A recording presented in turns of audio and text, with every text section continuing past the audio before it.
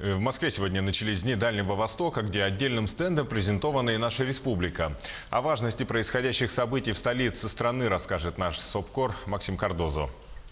Мы находимся на площадке экспоцентра, где 11 регионов Дальнего Востока презентовали себя, показали во всей красе. Вообще зона экспоцентра поделена на несколько таких больших отсеков. Например, один посвящен продовольствию, другой истории, третий артефактам. Вот Якутия представила, например, стенд с мамонтенком Юка. Вокруг него всегда очень много людей. Конечно, всем интересно посмотреть на это доисторическое животное. И здесь есть такой ноу-хау. Можно отсканировать тушу и увидеть, как мамонты выглядели раньше, что они ели и как погибли. Вообще каждый регион пытается выделиться по-своему. Сюда люди привезли и живых лаек, также можно увидеть и драгоценные камни, драгоценные металлы, нефть.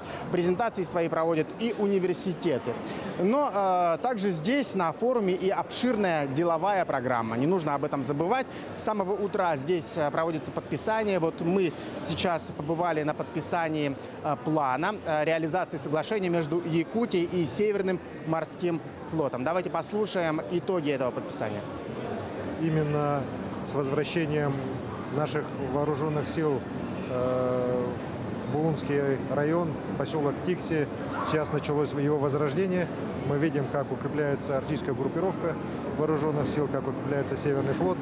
С 1 декабря на постоянное боевое дежурство уже стали части противовоздушной обороны. И с северного направления сейчас наша граница закрыта в районе Тикси. И мы, конечно же, связываем с возвращением вооруженных сил на территорию республики достаточно серьезное развитие ряда наших населенных пунктов. Мы рассчитываем, что все это на пользу общему нашему делу, служению государству России. Понятно, что для меня основная составляющая, как руководителя военной организации, объединения Северного флота, зона ответственности которого распространяется на всю Арктику в том числе, это очень важная составляющая, поддержка руководства регионов.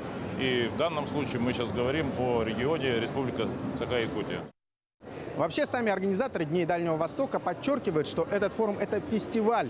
Ну а что такое фестиваль? Это песни и танцы, конечно же. И здесь в течение 2 дней на главной сцене будет проходить нон-стопом концерт. Все 11 регионов представили свои коллективы. Якутию представляет театр Олонхо и коллектив РЛ. Ну а также здесь выступят парни из группы Snow Boys. Ну, будем на них смотреть и за всех болеть.